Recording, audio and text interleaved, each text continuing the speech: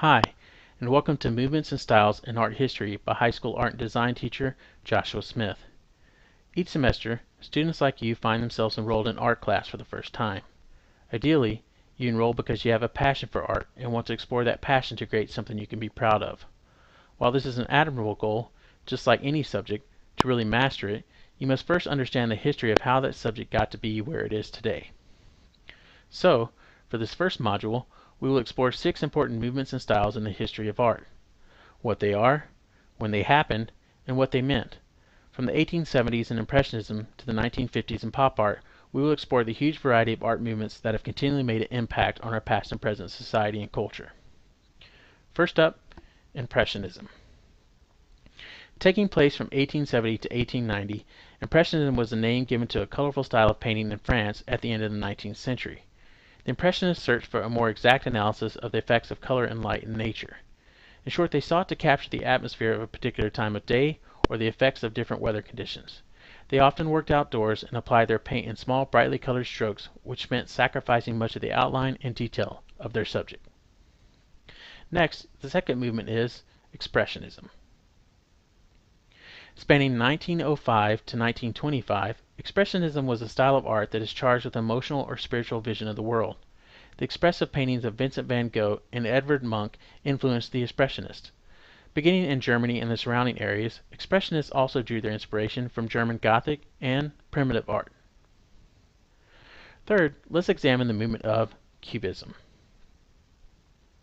A movement from 1907 to 1915, Cubism was invented in Paris by Pablo Picasso and Georges Braque. It was the first abstract style of modern art. In fact, Cubist paintings ignore the traditions of perspective drawing and show you many views of a subject at one time. The Cubists believed that the traditions of Western art had become exhausted, so to revitalize their work, they drew on the expressive energy of art from other cultures, particularly African art. For the fourth movement, let's examine Constructivism. Constructivism occurred in Russia from 1913 to 1930 and used geometric language to support the socialism of vision, the utopian glimpse of a mechanized modern society according to the political ideals of the time. However, this was not an art that was easily understood by the masses, and it was eventually repressed and replaced by realism. Nevertheless, like most important art movements, it conveyed a timelessness that is studied and appreciated even today. Our fifth style is Surrealism. Starting in 1924 and continuing to 1939, Surrealism's aim, as outlined in the first Surrealist Manifesto of 1924, was to liberate the artist's imagination by tapping into the unconscious mind to discover a superior reality, or a surreality. To achieve this, the Surrealists drew upon the images of dreams and the spontaneous.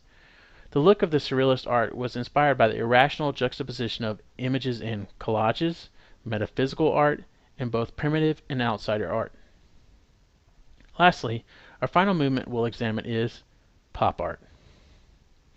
In 1954 to 1970, pop art was the art movement that characterized a sense of optimism during the post-war consumer boom of the 1950s and 60s. It coincided with the globalization of pop culture, personified by musicians like Elvis and the Beatles. Pop art was brash, colorful, young, fun, and hostile to the artistic establishment. It included different styles of painting and sculpture from various countries, but what they all had in common was an interest in pop culture. The stark look of pop art emerged from a fusion of collages and the imagery of consumer culture. So, in review, we have examined 6 art history movements or styles like Impressionism, Expressionism, Cubism, Constructivism, Surrealism, and pop art. In the end, we must remember that the reason why we study these movements is to better understand the foundations of art as a medium. Essentially, no matter which period of art history you study, there were personal, political, sociological, and religious reasons behind each movement. Untangling them provides another window to understanding the history of our human race. Well, that is the end of my presentation on movements and styles in art history. I would like to thank you for watching and also credit the Creative Commons images used in the presentation. Once again, thanks for watching, and goodbye.